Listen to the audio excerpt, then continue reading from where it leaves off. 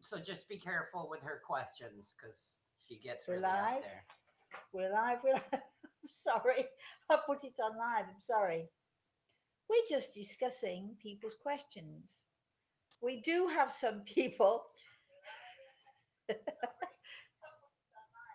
Oh, this sounds Oh, I see. She forgot to change all of her stuff. Uh, Good morning, everybody. Uh, and happy Valentine's Day to all of you. My daughter woke me at 6 o'clock this well, my daughter and my grandson woke me at 6 o'clock this morning because I'd sent them a parcel for Valentine's Day and lots of Valentine's cards. My daughter said, "Why did you buy so many Valentine's cards?" I said, "Because I couldn't choose between them because they were all so lovely." So they got a few cards each, and well, it's Valentine's Day, and they got some chocolates and all that kind of stuff. Al, did you get anything for Valentine's Day?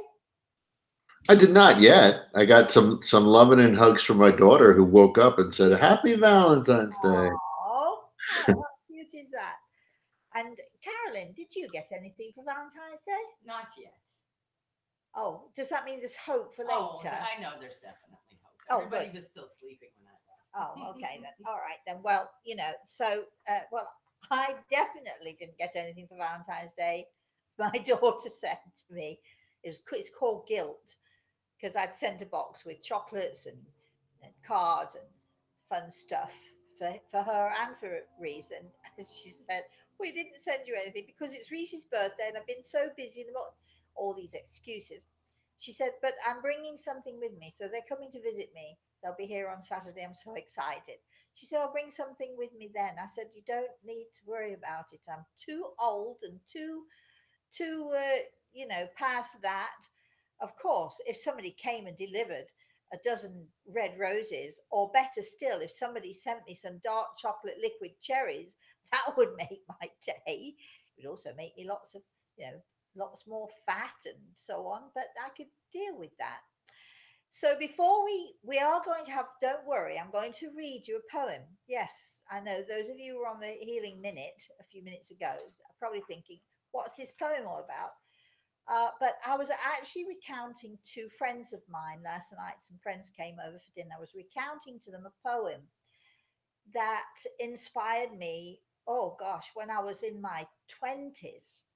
And right then and there, when I read this poem, I decided that when I was an old lady, I would be, I wanted to be one of those eccentric old ladies. You know, those old ladies who wield a stick and poke you in the leg, and you can't say anything because they're just too old and feebled, and they're just so eccentric.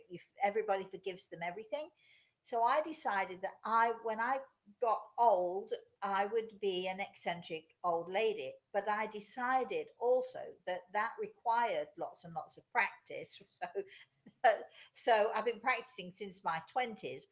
I think I've achieved a certain state of eccentricity. Carolyn, you work closely with me. What would you say? Would you agree with that? That you're eccentric? Slightly. Not too bad. I have to work at it then harder. And but then but then I was laughing because I was telling my friend about this really wonderful eccentric old lady that I once met years ago. And I started talking about this lady's age. And I said, "Oh, she's probably around whatever age it was." And then it occurred to me, I'm there. you know, I remember, and still I say, when I am old, I'm going to be an eccentric old lady, forgetting that there are many of you out there who see me as very old. So I've got to hype up my game and really work at being eccentric now. What do you think of all of this, Al? Do you think I'm nuts today? Slightly, maybe, but it's okay to be nuts a little bit, right? Well, I am crazy. I mean, crazy. I think any person who's nice and likes to have fun should be a little bit crazy. But crazy and eccentric are two different things, because I think eccentricity is I love those little eccentricities, but I think they're often deliberate, and they're put out there by people who know exactly what they're doing, and they just shrug and say, "Well, I'm eccentric," or they hope that people are going to think they're eccentric because that excuses them. So I'm going to read you this poem. It's my Valentine gift to you all. So all of you out there who think I didn't get a birthday, I didn't get a Valentine card, and I didn't get any flowers or chocolate or anything, you've got this from me. So enjoy it. I had Carolyn pull it up off of the internet this morning. So I'm going to read this to you. You can comment. You can make comments if you like later. Later. So I never knew actually that the poem was called Warning, and it's written by Jenny Joseph, and it was written in the early 60s, 61 or something. I just found that out today. And I smile when I think the poem is called Warning, because basically what you're doing is you're warning all of your family and friends this could be how I'm going to be. I always thought the poem was titled When I Am Old, but it isn't. So here you go. When I am an old woman, I shall wear purple with a red hat which doesn't go and doesn't suit me. And I shall spend my pension on brandy and summer gloves, whatever summer gloves are, and satin sandals, and say we've no money for butter. I shall sit down on the pavement when I'm tired and gobble up samples in shops and press alarm bells. I like that one. And run my stick along the public railings. Don't you think that would be a fun thing to do? And make up for the sobriety of my youth. I shall go out in my slippers in the rain and pick flowers in other people's gardens and learn to spit. I've mastered that one. You can wear terrible shirts and grow more fat and eat 3 pounds of sausages at a go. I like that one too. Or only bread and pickle for a week and hoard pens and pencils and beer mats and things in boxes. But now we must have dry clothes. We must have clothes that keep us dry and pay our rent and not swear in the street and set a good example for the children. We must have friends to dinner and read the papers. But maybe, just maybe, I ought to practice a little now. So people who know me are not too shocked and surprised when suddenly I am old and start to wear purple. Do you like that, Al? I do. Very good. So I actually, knowing I was going to read this, and decided at the last minute, I went into my closet to to find a purple something. Didn't matter whether it was a sweater or it didn't matter. There's not one thing in my closet that's purple. So you all know what I'm going to do now, don't you? I'm going to go out. I'm going to buy something purple so that when I'm old, which is not yet, although I do laugh because a lot of the things she says, keeping things in boxes, I do that. Hoarding pens and pencils, I'm afraid I do that too. Spit in the street, my father used to do that. I'm not quite there yet, but I do like the idea from time to time. But anyway, I'm going to go out and buy something purple. And when I'm old, which is in quite a few years' time, when I'm old, I'm going to start and wear purple. And you'll all know in that moment that I have become the most eccentric. And you'll probably look at me and say, she's really lost the plot. All right. Comments and questions from everybody. Carolyn. We had a lot of people here before us today. Oh, really? Yes. Oh, good. Okay, then. Nate asks, Good morning, Nate. the soul remembers all. True? Even all our dreams in detail? True. Rosemary, do you remember your dreams well? Uh, there are different kinds of dreams, Nate. So, as we all know, I think there are the dreams that are born of worries and concerns through the day, throughout the day. There are dreams that occur because we're worried about our kids or our grandkids and so on. They're the dreams that sort of, they're the thoughts and the worries and the concerns that we take with us and we go to sleep and they're still on our mind. Then there are those dreams which we know are real. They're not dreams at all. And I do remember those, and I remember those very clearly because because my my soul speaks to me in those moments.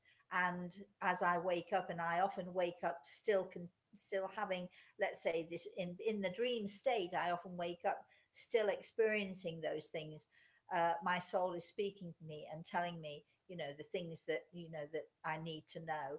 And then of course there are those times when Greg will come to me in my dream state and literally show me something. It's almost like watching a movie, if you like. He'll show me something, or he'll guide me into something, or sometimes he'll just, use it as a way to teach me or to show me something that I need to learn. So I do find, the things that we do in our sleep state quite interesting. Thanks for that question, Nate. Al. So Lori says good morning and happy Valentine's Day. And then we have Mary says, I found a random tiny brown feather on a pair of shorts that once belonged to my deceased father. Can you confirm if it was him, and if he has a message for me? I'm confirming. The message is I'm here and I love you, right? I mean, it's as plain as the nose on your face. You wouldn't be asking the question if you didn't know what the answer was. So good for you, darling. Good for you, Mary. Let's have another question, shall we? Carolyn? Lori was also saying there's a red hat group of women I know, and they wear purple too. Yeah, I know. And I believe there's a group here in Venice. Now, the first time I met them, let's talk just for a minute about the Red Hatters. The first time I met them, and they're not old ladies, I must point out, you can be any age to be a red hat. The first time I met them actually was in Australia and on the Gold Coast, and they were it must have been a red hat convention or something because there were hundreds, if not thousands of them everywhere, and having lunches and so on and so forth. And I thought, what a really great idea. But then I researched them and started to find out more about them. And it's basically a group of ladies who wear red hats and go to lunch or do things together and meet for lunch or dinner or something and have a good time. Here is my niggle with the red hatters. All of you out there who are listening who are red hatters, I love the fact that you have a good time. I am not criticizing, but I do have a niggle, a little niggle. If you're going to the trouble of buying these, because some of these hats are gorgeous and they do wear purple with red hats and so on and so forth, probably inspired by this poem, but I forgot to switch it off. I'm sorry, but that's my daughter too, right? She's forgotten. Here. Oh, that's it. Sorry, everybody. My little niggle is this: you all have a good time. You get in, you meet. There are droves of you sometimes, and you have a headquarters, and I can't remember now who started it, but you have a founder, and you have all this stuff. And I might be wrong, and if I'm wrong, please write in and correct me. But it seems to me that here is a golden opportunity when you're having a dinner or a lunch and you're all meeting. Wouldn't it be nice if you put an extra dollar in the pot towards a local charity? That's all you have to do. Wouldn't it be nice when you go on a dinner just to have the charity box, pick your own charity, whatever? It could be for children. It would be if it were me. St. Jude's specifically if it were me. Wouldn't it be great if if you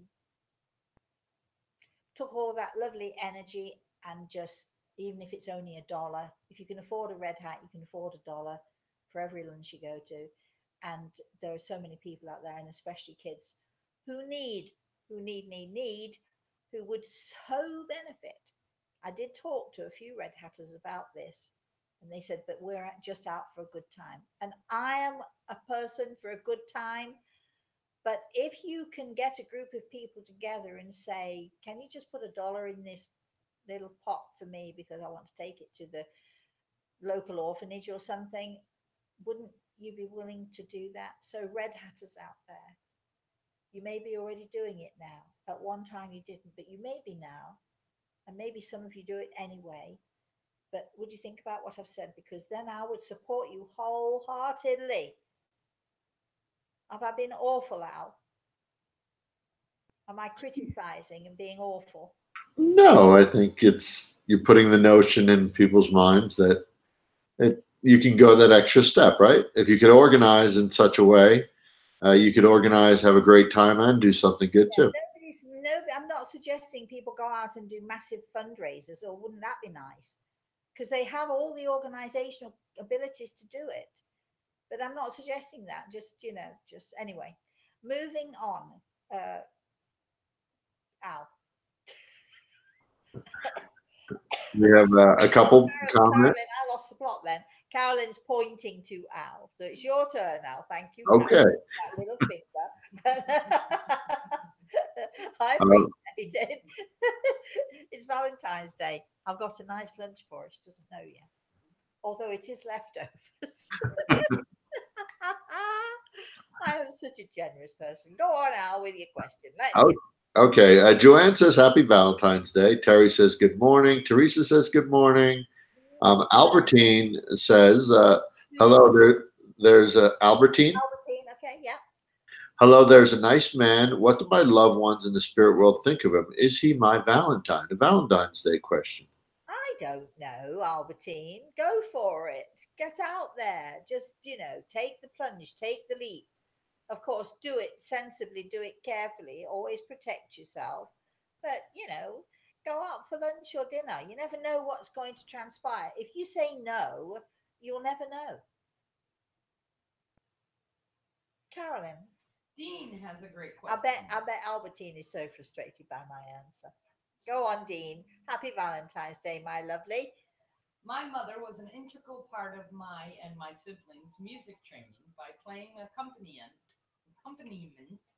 for us all to perform. Is there a way she still plays along with me when I practice my trombone? Oh, that's a great question. You know what you need to do, and of course, you're going to do the online courses. I know, so you'll learn how to become more aware, maybe, of your mother. And when you're playing your music, you'll certainly you'll learn eventually how to transcend to that next, to be, sort of reach that higher level of consciousness where you might even be able to hear her. But I'm sure that she does come from time to time and listen to you play, and maybe even she might sing along. You never know. But you're going to do the classes, which means that you are going to hopefully strive to raise your level of consciousness to a level where you might actually be able to sense, to see, to be aware of her at some point in the future. Very nice. Yes, Al. Thank you. Sorry. It's a good thing we've got Carolyn conducting this show because I'm all over the place today. Al, yes. We have a comment from Sharon. She says, LOL, in reference to what you were talking about. I want to be one of those crotchety old ladies waving a cane, shouting, "Out of the way! It's time for bingo." That's me. I don't um, have a stick, although but I do have a collection of walking sticks. So anytime now, might, my friends might see me. In fact, I think I might do that. Take a stick out with me just because. Not that I need it, but I do have some beautiful. Don't right, Carolyn. Yes, I I have a beautiful collection of walking sticks. For whatever reason, I used to collect them years ago, and I have a shillelagh. I think that might be my first choice. Taking the shillelagh and going. I could pretend to be Irish as well, and sort of wave my stick about and pretend I can't see. There's the eccentricity coming out. There's that eccentricity. That's right. Good idea. I like that. I like that idea. so then we have a question from Hold on Miguel. 1 second. Okay, sorry. After having played bingo this weekend, I can assure you, you are not a bingo lady. Me? Yes, you are not a bingo lady. Excuse me? The typical, because you would be the lady who would be moving your stuff and letting all the other people come close to you. The typical bingo lady has their stuff all spread out, and you're not supposed to get in the area. No, I look. I played bingo, and I once I once went to a local bingo hall in Port Charlotte or somewhere with friends, but I didn't actually know how to play. So what I did was I made friends with all the ladies. There's had these big long tables, and I made friends with all the ladies at the table. Of course, they thought I was a very posh, stuck up, eccentric lady, which of course I played to the hilt. You have to practice these things, remember. And I didn't know what I was doing, so they were not only playing their own games, they were playing my games for me as well and showing me how to play. I had a blast. Those ladies were fantastic. So I can't say I'm really a bingo lady, but I'll have a go at pretty much anything. Al, sorry, question. Yes. It's okay. Okay, so Miguel says, "Good morning, Rosemary. Happy Valentine's Day." He can't stay and watch today, but because he's at work, but he's going to watch and get when he gets home tonight. Good, good, good. And he has a question. My question for you today is this: my wife and I received some troubling news about some testing we had done, and I was wondering if Great Eagle could tell me if they were wrong or not.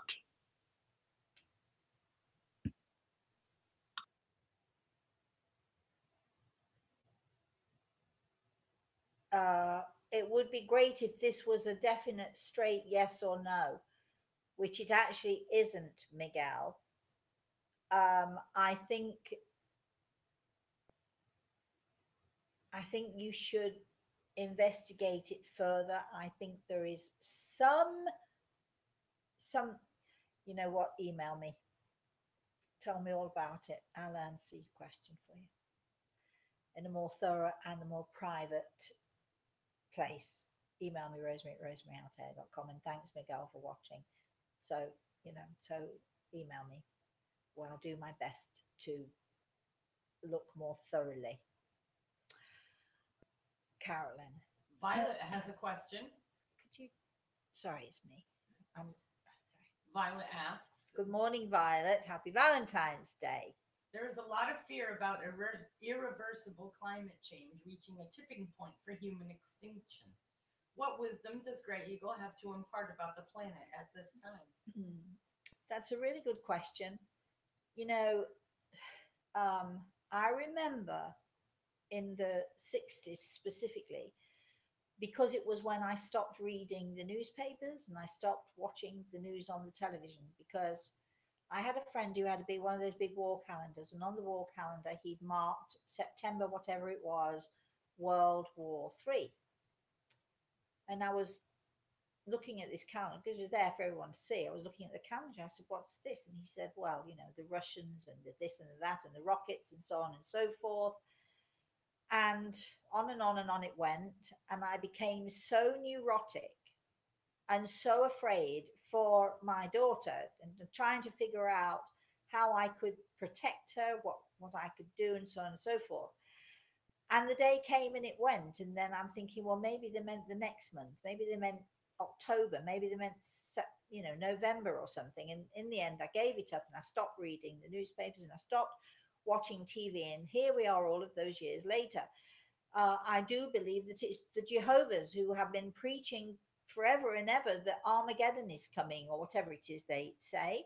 And I'm not disparaging them whatsoever, but we're all going to die. We're all going to go up the mountain, and those of us who are Jehovah's are going to rise up, and those who are not are going to be laid in our graves and all the rest of it for eternity. Well, I mean, if you want to live your life always worrying about what is around the corner, if you want to, I do understand people want to protect themselves. I do understand that, that we need to do the best thing we can to keep our families safe. However, what I understand more, what I care about more, is the moment, this moment, living the moment. If you start to worry unduly about what could happen or what couldn't happen, your life is going to be miserable. And the truth of the matter is that people die from heart attacks, people die from anxiety attacks, actually, people die from accidents, people die from all kinds of weird and wonderful things. Some people die unexpectedly out of the blue, and some take longer, and so on. But the truth of the matter is, We're all going to do it. That we're all going to die. When and where and how is for God to know. My concerns are that people get so focused on what may or may not happen to us all that we miss the moment and we miss the special times. We're all going to go sometimes. Some of us will go, many of us will go before Armageddon if Armageddon ever reaches us. Some of us will die, way before the next hurricane knocks the house out. I mean, do you want to live your life worrying and wondering? I made a decision in the 60s that I wasn't going to do that. I'm still here. All of my friends are still here. I've been very, very fortunate. The majority of my friends are still here.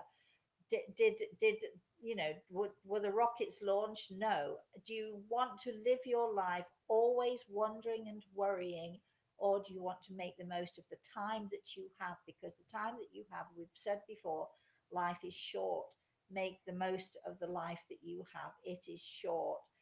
Whether or not the climate change, whether or not the hurricane, whether or not Armageddon, whatever it is, I personally was given a gift. I was given this gift of life, and I'm going to use it to the fullest that I possibly can. I'm going to enjoy it the best way that I can. I'm going to try and make a difference. I'm going to protect my daughter and my grandson as much as I can, but I'm going to teach, and I'm already teaching. I've already taught my daughter and already teaching my grandson, live life to the full. You don't know what's going to happen tomorrow. And when it happens, we little human beings, we can't change it anyway. Do you have an opinion on that, Al? Uh, I agree with what you're saying. It's not worth. It's not. It's really wasted energy because you can't control it, right? We're going to be talking tomorrow on Everything is Attitude. We're going to be talking about past lives, I think. And, people want to know my opinion. We do have a guest who specifically wants to know my opinion on past lives. And I do have some stories for you all. And I do have some experiences. Are there such things really as past lives? But I do find that people get so hooked sometimes. Some people get so hooked and so involved on what they were before that they're missing what they are now. So, just bear that in mind when you're thinking about the future, and bear that in mind when you're thinking about your past and what you maybe did in your past lives, if of course there are such things as past lives. Al, do we have a question? We do. We have Gianluca had a few questions in there, but uh, she says, "What is love and who is God?" Two questions. What is love and who is God? Is she really asking this question? I mean, She seems to be, yeah. okay. Um, I it's Valentine's Day, right? And I feel so sad for anyone who needs to ask the question, "What is love?" Because that I feel that perhaps then she hasn't experienced it, because having experienced love, um, you would never need to ask the question. She did have a comment. She said, "You love me or not, you say that, and now I don't know."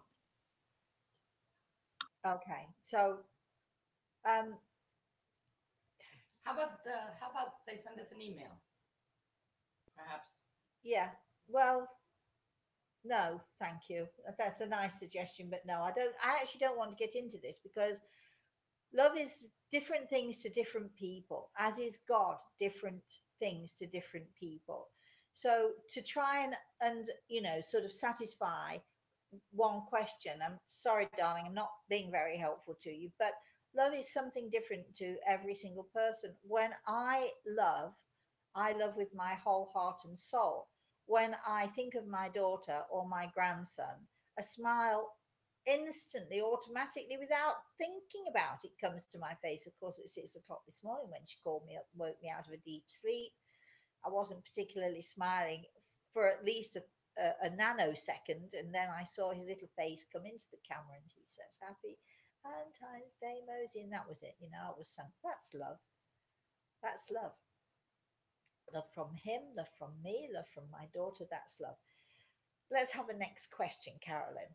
We've got a little ribbing going on between Lori and Dean. Dean said, I keep hearing a cockatoo whistling. And Lori said, that bird has gotten into your Christmas cake, Dean. Okay. And Lori said, the Wakefield Grannies do a lot for charities. The Red Hat's She said, good. but I'm not sure they're red hatters, but they do something. You know what? Whoever you are and wherever you are, you know, we can all afford a penny.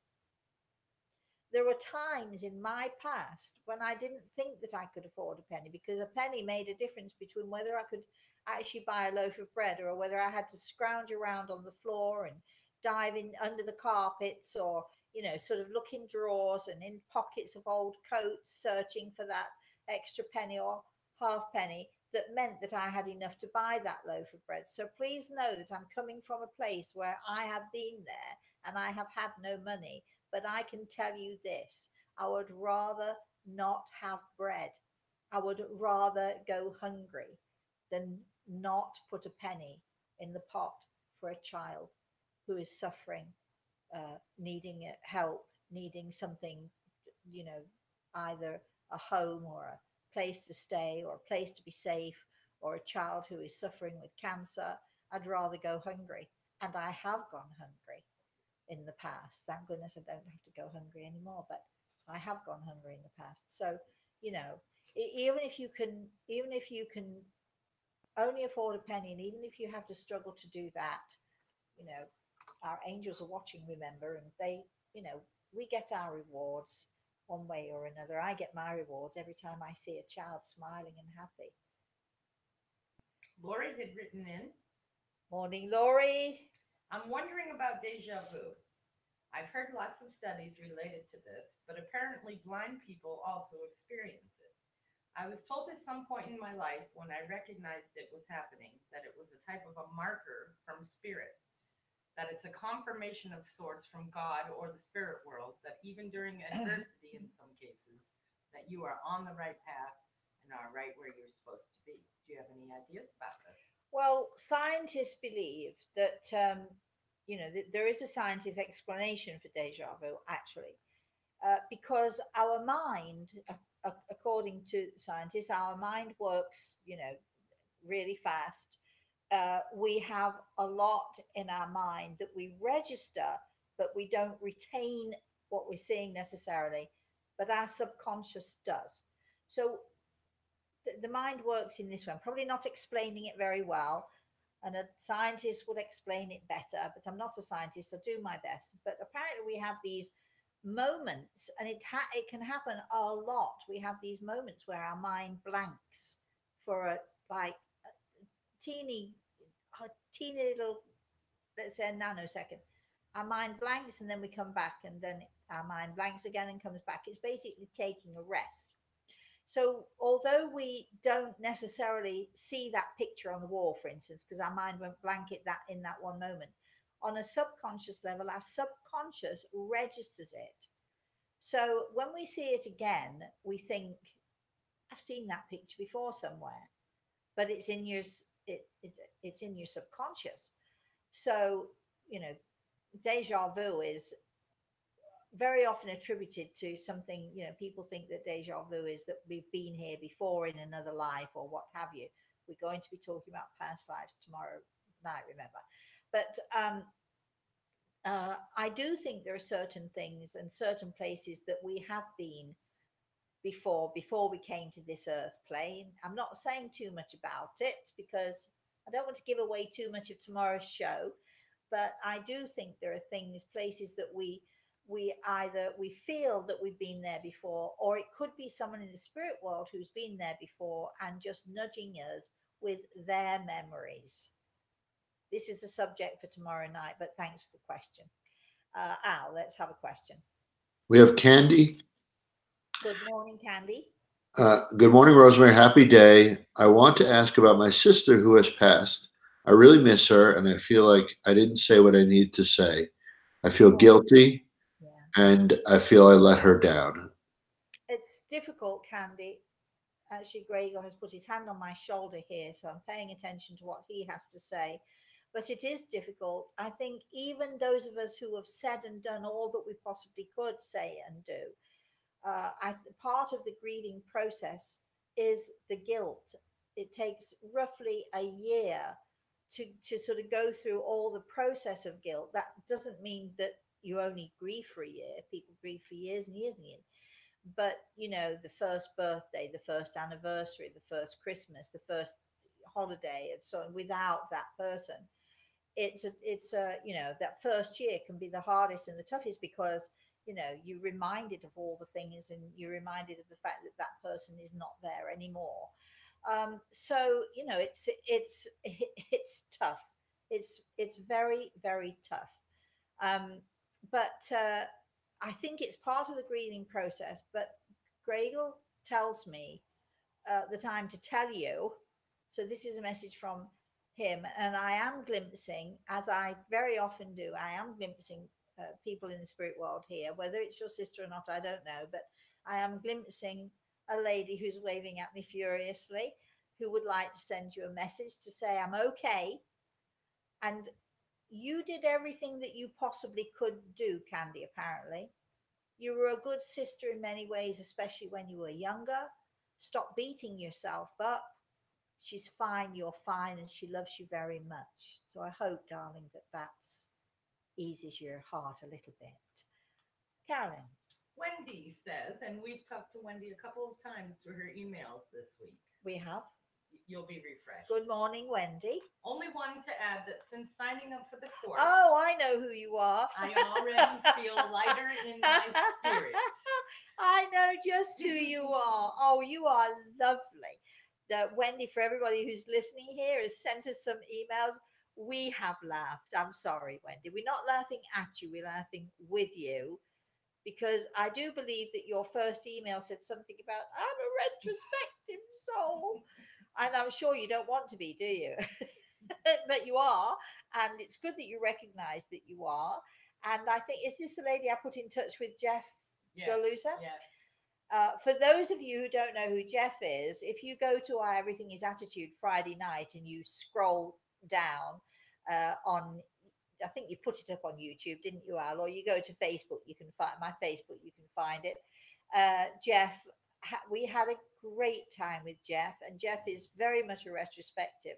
And his wife was at dinner with me last night in my home, and I was telling her that I was telling her, Wendy, about this lovely lady who wrote in, I'm a retrospective, and I sort of dumped you on to Jeff, who, not really, I'm just kidding.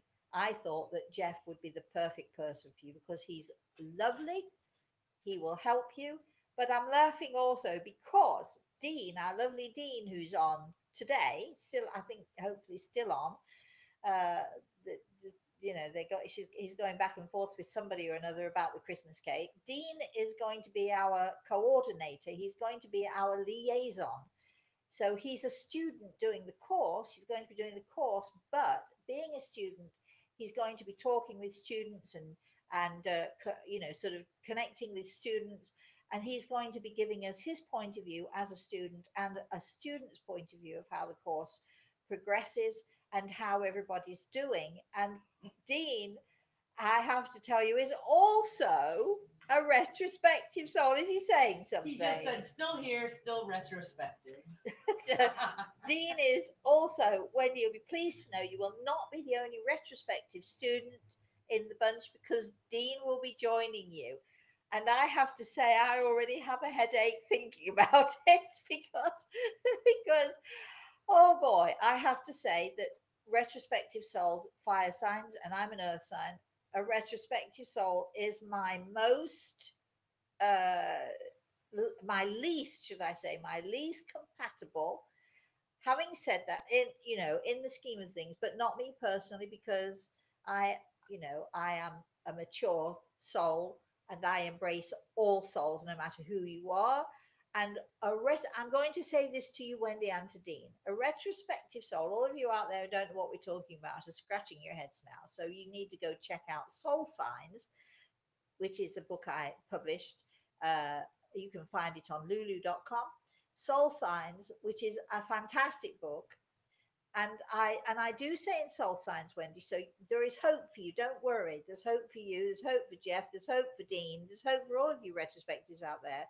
Because once a retrospective soul acknowledges that that is what they are, and once they start to work on themselves and to try to combat some of the more negative character traits, you cannot wish for a nicer or a better person than a retrospective soul who accepts and acknowledges and is working on that. And I will say that Jeff, I don't think Jeff is probably on this morning, but Jeff Galusa is often on our show. He's one of the best examples of a mature retrospective soul, although his wife disagreed with me somewhat a little bit yesterday because he's still very much a retrospective. Once a retrospective, always a retrospective, as Dean said.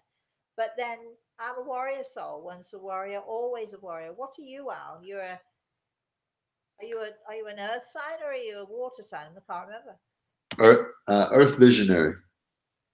Like my daughter Samantha. So once a visionary, always a visionary. And Carolyn, because Carolyn loves soul signs above and beyond anything and everything we've ever done, right? Yes.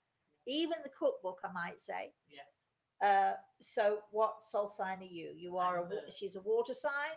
I'm the peacemaker. And she's the peacemaker. Tutti. And so she is one of my most compatible, which proves the point because we do get on really quite well. There are times I'm sure she can strangle me, and vice versa. But we get on, and we work. I think we work well together, so I think that's good. All right, enough of that. So Wendy, was there a question? Did she ask a question? She's just saying she feels better than she has in a very long time. I'm so happy, Wendy. I'm so happy for you. That's fantastic. Stay put for a bit, by the way. Stop wandering off all over the globe. Al, let's have another question, shall we? We have Sarah. Good morning, Sarah. Hello, Rosemary. Did you get my mail and photo of the cherry tree I planted for my love who died on Valentine's Day last year? Do you have a message from him? Thank you and happy Valentine's Day to all. I have already responded to Sarah that no, we did get an email, but you have not yet seen the pictures. Right. Okay. You must have responded this morning then. No, or just now. Okay. Okay. All right. It's lower down. Apologies. No. I'm glad you asked the question now because Sarah, look into my eyes, my lovely. I'm so glad you sent me the email, and I'm dying. Did you get a cherry tree? Yes, I think you must have. I wonder if you got a malice. I'm so excited for you.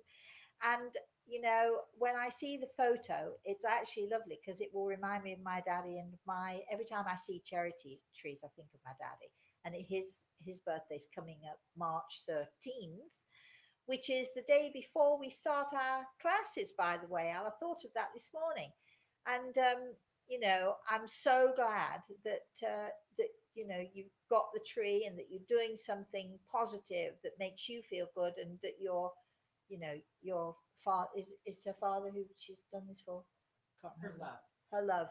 Oh, wait a minute. No, her Valentine's love. Bregel has his hand on my shoulder. It's your Valentine's love, apparently, that you're doing this for. So the malice cherry tree is perfect because it's pink and reds and beautiful. Perfect. It's a perfect Valentine color. And I have to give you a message and have somebody waving at me here. So I have to give you a message from him. Roses all the way, apparently. And he's very emotional. You are my love. You are my love. And it occurs to me, when I say that and I repeat what he's saying to you, that lovely lady who answered, what is love? If she could see what I could see and feel what I can feel from your Valentine's love, there wouldn't be a doubt in her mind that love exists beyond and above our life, our very life here on this earth. Love, extends beyond this world and into the universe. That's his message to you. And I'm Really looking forward to seeing the picture. Thank you for sending it. Al, let's have a question, or was it Carolyn who had? Do you care? No. You give me one then. Go on. Pick a Joanne. question. Joanne Good said, morning, Joanne. I wrote a letter with tears to my dear friend Angela, who passed a year ago last week. I left it on the kitchen table. Did she see it? I want to say yes. Um, this is what some of the natives did. In fact, in lots of cultures, they do this. They write something. Actually, the Chinese have this wonderful way of honoring their dead. We know there's no such thing as dead, but they have a wonderful way. You can actually go into a shop in China, and you can buy a car, a refrigerator, you can buy a set of new clothes, you can buy shoes, you can even buy golf clubs or motorbikes or anything you like for your deceased loved ones. And they're all made out of paper.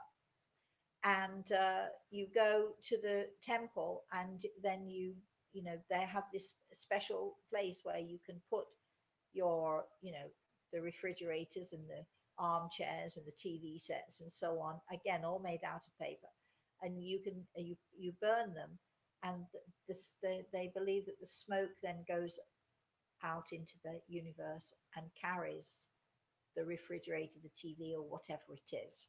I don't think they actually get anything physically, but the thoughts they get. So you might want to write something for your beloved friend. And what I've done before now is I've found a river. I had a beautiful river on my property in Vermont, and I used to go down there, and I would write something to the spirit world, or to my daddy, or to whoever it was I wanted to send a message to. And they can hear me. They know when you were writing your letter, your friend was listening to every word. She didn't need to see the letter. She was listening to every word you were saying, and watching you writing the letter. So but then just sort of little ceremony is, you sort of put it in a boat, you set light to it, a little bit like the Vikings used to do. You set light to it and send it on its way. And the idea is that the smoke from the fire goes to your loved ones, and they receive the message. Of course, it's all a ritual, because as I've just said, she saw you writing the letter and heard every word from your heart. Al, let's have a question. We have a comment from Annie. Good morning, Annie. She said, "Hi, Rosemary. I sent you an email. It was my dad that Carolyn was smelling the cigarette when you were talking to me." We thought we did think so. We did think so, Annie. Thank you for that. She says, "He does that to me here at home. I almost fell off my chair when Carolyn mentioned." Well, we have some weird experiences, let me tell you. Yesterday, I have a fireplace, and it's sort of very shiny black granite tiles at the back of this fireplace. And when you can see your reflection in it. And when Cachorro, sometimes he goes and he stands and he looks. He doesn't look at his reflection, because you can see him. He's looking sideways, but he's looking into the fireplace, and he so he can see something. He's up to something, and he can see something, and it does spook people out. But my animals do see things from time to time that do spook people out. It's quite funny, really, in a way. Anyway, but I forget where we were now. But people in the spirit world, they do see us, they hear us much more than we ever can imagine. Was there a question? So Teresa actually has a question, actually related to what you just said. Do people in the spirit world see our future, and can they see our passing by date? Our what? Our passing by date, so that they know the date will pass. Almost sounds like our expiration date. I'm sorry. Ask the question again, because Do people in the spirit world see our future, and can they see our passing by date? day of our passing. Yeah. Yes. The answer is yes. Because how can they prepare for the party? It's like we all know somebody's birthday. My darling boy was 6 years old yesterday. Yesterday? No, the day before yesterday, on Tuesday, he was 6 years old. It's engraved in my heart. I know when it is. And, you know, in the same way, I think I talked a little bit about this before. We have a time and a day to the second. My grandson was on his birthday. He said, "I'm not six until until 10:50, Mosey." Well, the truth is, he's not. He wasn't. He was 10:57, and so many seconds, or what have you, whatever it is, because the spirit world told me the exact moment that he would take his first breath. So it is, you know, set in stone when we're born. It's also set in stone when we pass. Even things like accidents, you know, there's, you know, there are no accidents, as we say. So yes, so you know, for us, when we lose someone, it's a devastation. For those in the spirit world, they're getting a party together, because you know you're coming home. You're finally, they know that they're coming home, and they'll see you again. They'll be able to hold you again, and they'll be able to, you know, you'll be with them, and that's, and how wonderful is that, Carolyn? Hmm.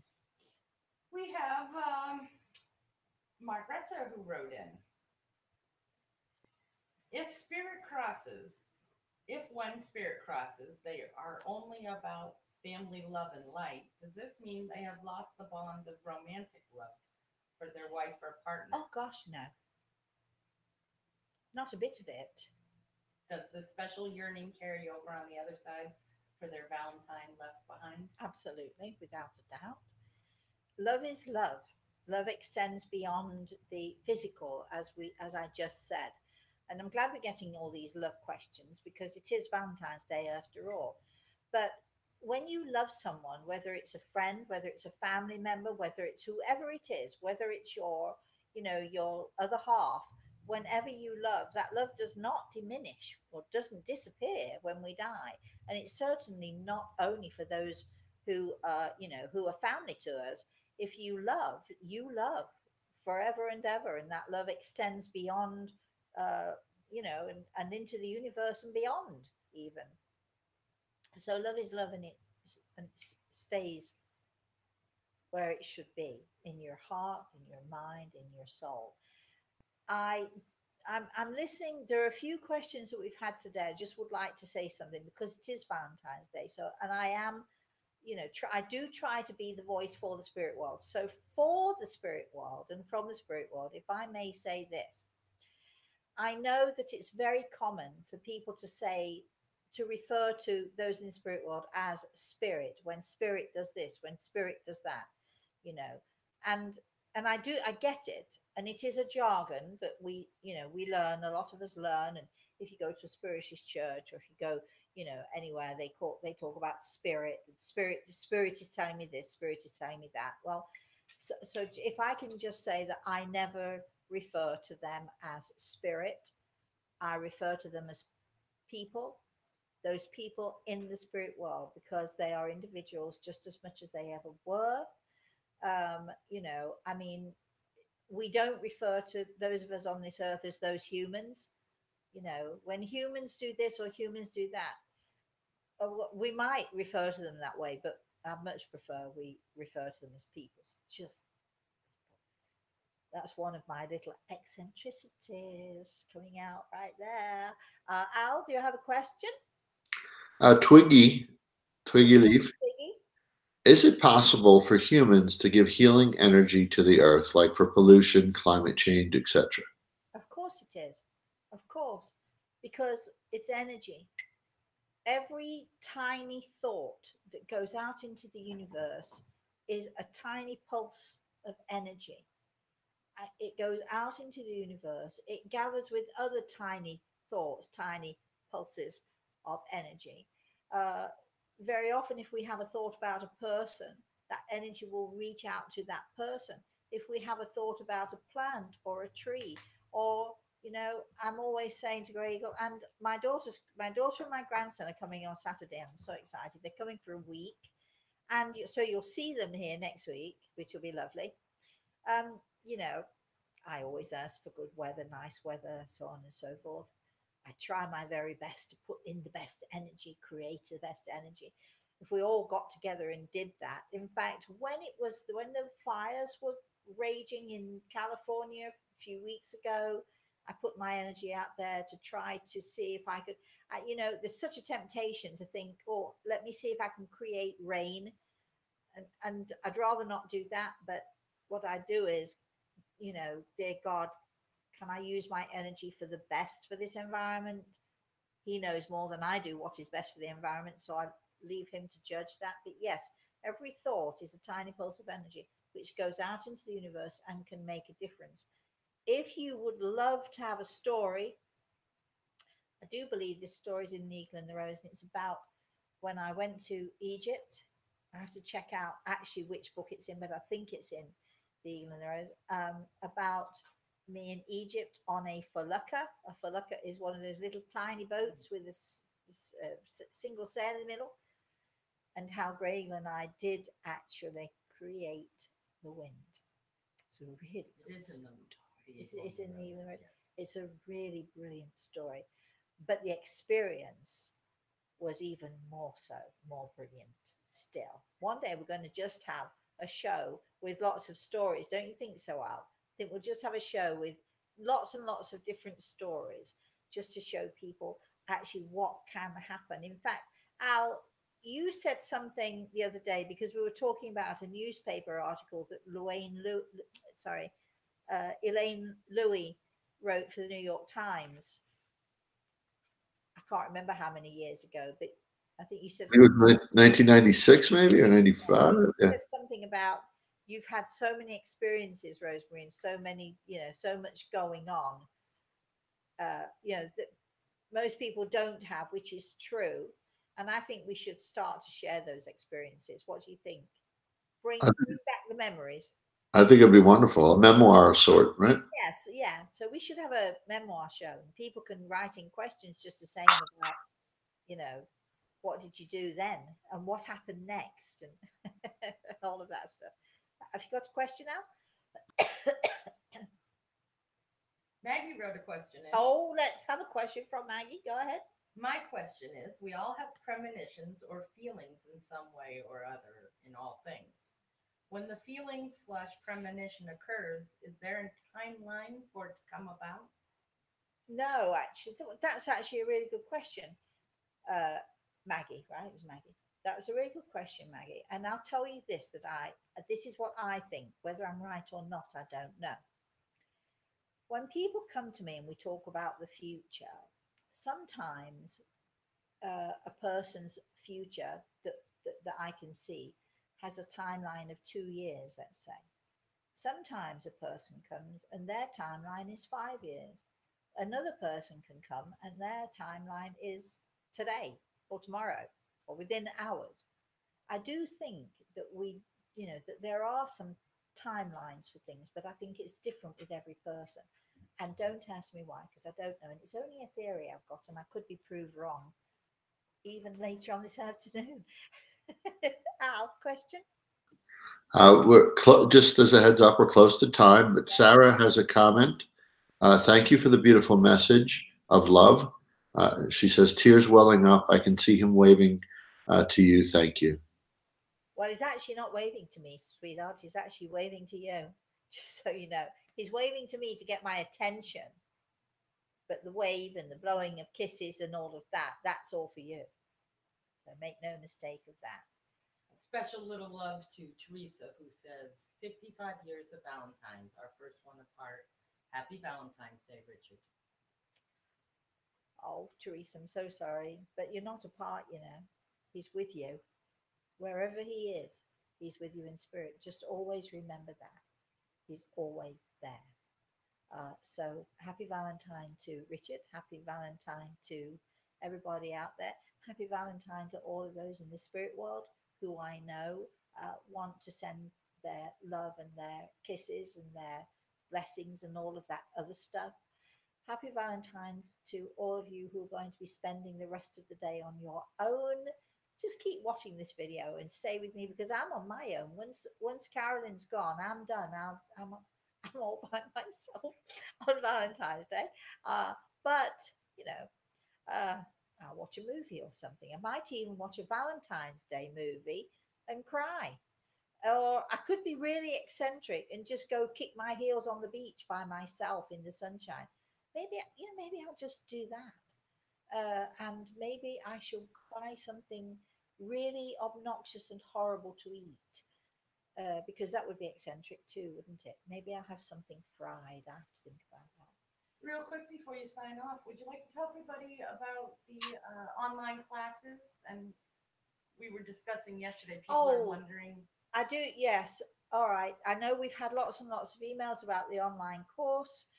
uh, we are going to be, people want to know, well, what is it about and what are we going to do? And I'm going to show people how, well, how to meditate. I know lots of you think you can, and maybe you can, but I'm also going to be showing people how to do psychometry. We're going to be talking about how the power of thought can really make a huge difference. I'm going to teach people how to use the power of thought and all of the wonderful energy that we've got. Al, do you want to add anything in there? Do you want to say what else we're going to be talking about? I mean, it's endless. It's just Yeah, I mean, just becoming self-aware of who you are and how you interact with others, and all that piece is a really large part of it.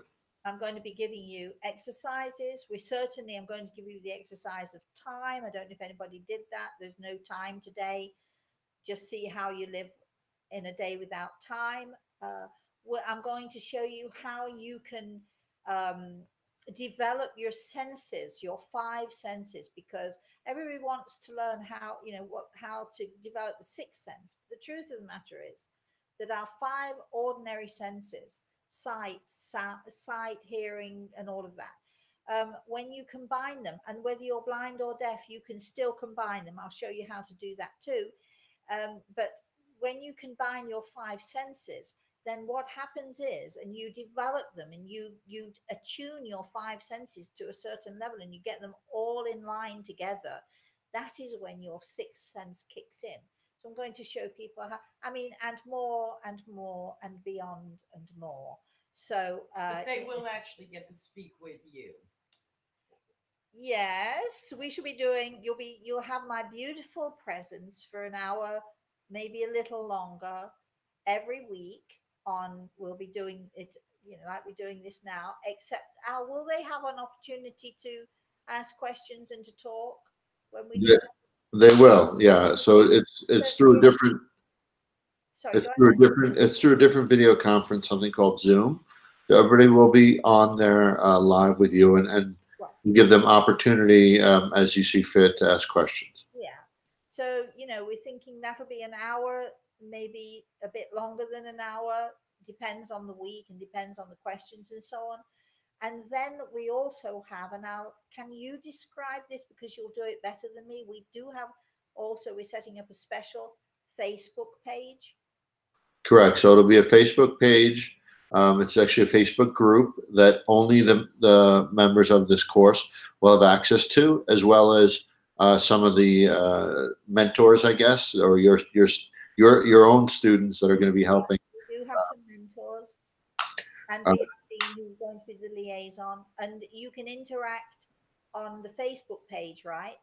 Correct. So if you give them exercises for the week, they'll have the opportunity to talk amongst themselves with the mentors, as well as your presence will be there too throughout the week. Carolyn, We've got a lot of people. Twiggy Leaf is asking about the payments, and Wendy is trying to answer for her. So if you could please explain, is it a monthly subscription? it's a monthly subscription. Al knows much more about this than I do because he's the one set it up. But so I'll talk a little bit, and if you want to add something, Al, feel free. It is a monthly subscription. You will do it through your bank or your credit card or however you want to pay. You will pay. You do have to pay. Uh, you know, if you don't pay, it means that you don't want to continue with the course, and that's okay as well. Even if you set it up on a monthly basis, you can cancel it at any time. You can stop the payment at any time if the course is not for you. don't think I've got your credit card and now I'm going to run out and use it. Everything is protected. We're doing this through a company called Teachables. So actually, the payments do not come directly to me or to Al. They go to Teachables, who make sure that everything is above board and everybody's doing what they're supposed to be doing, including not just the students, but us as well. So you go to where that you sent the link out, Al, I do believe, right? Yes. Yeah, I think Carolyn sent that link out. Yep.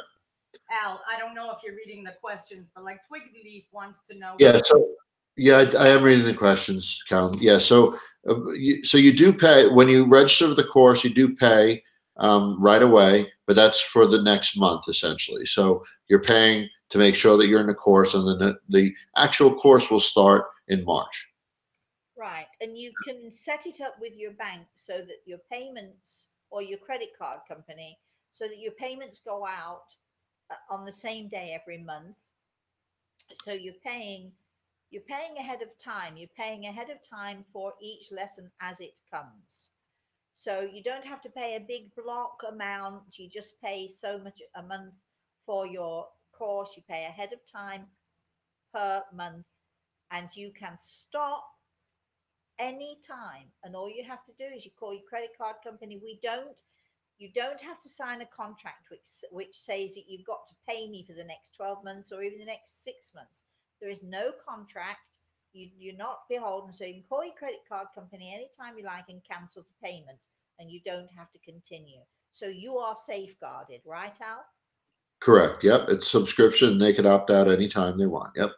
Okay. And I think if you need to know any more questions, um, email us, and um, we're going to have it. Hopefully, we're not quite there yet. We're hopefully going to have an email rather than the emails come to the office. We're going to have somebody, actually, we're going to have an email that people can send to, monitored by one of our mentors, who will sort of be able to field all the questions for the course, because my office is only a small office, and we can't handle all of that, so we need somebody else to handle that. We're in the process of setting that up within the next week. And when you sign up for the course, we will give you that email so that you know exactly where to email and who to talk to, um, you know if you need any more help or guidance on that score. We'll also be putting that email out on Facebook, so that if anybody sees it and wants to join, belatedly, you can do that as well. The course starts on March the 14th. You have to have signed up and put in your payment prior to the 14th of March. Otherwise, you won't get in. You can't get in. And the Facebook that we're going to use, the Facebook community that we're going to set up, you will not be able to get into that either, unless you've signed up, you've made your first payment, and then you'll get all of those details. Because we can't have people who are not students just diving in on board. So we have to do it that way to safeguard all of us. Is there anything else you want to add about? Have I covered it, Al? I think you have. Yeah. Okay. All right. So back to today. We are done. We will be tomorrow night. Al and I will be on Everything is Attitude, 6 o'clock Standard Eastern Time. We're going to be. We do have a guest. I don't know his name. Al, do you know his name? Rich. Rich. We have a guest, Rich, who has a question. He wants to know, what do I think about past lives? And yes, it is all about attitude. So that should be an interesting show. I'm going to tell a couple of stories, of course. I'm going to give my experiences and my thoughts. Al, I know, will have his thoughts as well and his input, and hopefully Rich will give us the reasons why he finds this subject so fascinating that he wants to come on our Everything is Attitude show to talk about it. So that should be interesting tomorrow. Uh, we are putting stuff out on Facebook all the time. Just a heads up, Carolyn actually sent out a little tutorial yesterday for all those people who are uh, foreign, not English, in other words, who can't speak English or can't understand what it is I'm saying. If you can't understand, I can't help you. But we do, she did a little tutorial, which is on Facebook, on my Facebook page. She gives instructions how you can go into YouTube and Facebook, I think, but it's certainly into YouTube, and download this thing where you get subtitles, and there will be subtitles that come up for you, and you can choose whichever language you want those subtitles to be in. So go to Facebook to find that. We had, when Carolyn put it out, I'm going to say within an hour, we had 60, 70 emails within, seconds, people saying thank you, and so on and so forth. So that's out there and that's available as well. All right, we are done. So, for all of you on your own, you're not on your own. Your loved ones in the spirit world are there with you, sending love on this Valentine's Day. For all of you who are not on your own and you have loved ones, buy them something nice, or make them a nice dinner, or give them a treat, or watch a movie with them. Do something romantic and nice. Why not? I'm actually going to do something really nice for myself. I'm going to go and gorge on chocolates this afternoon all by myself. Why shouldn't I? It is my little eccentricity for the day. When I am old, I will wear purple. Or, as my daughter used to say, she couldn't say the word purple. When I am old, I will wear purple. I'm not old yet, I refuse. But I'm still going to start wearing purple anyway. For all of you out there, whether you're old or young, wear bright colours, but have love in your heart. Wear something wonderful today, make yourself feel better. Please, please, please, until we see you again, whether it's tomorrow night or whether it's next week or wherever it is, please have a very, very, and yes, one more time, a very blessed, blessed day. And I'm getting that little arrow. If only I could see. Oh, there it is. Uh, have a very, very blessed day, everyone, and a happy, happy, happy Valentine's Day.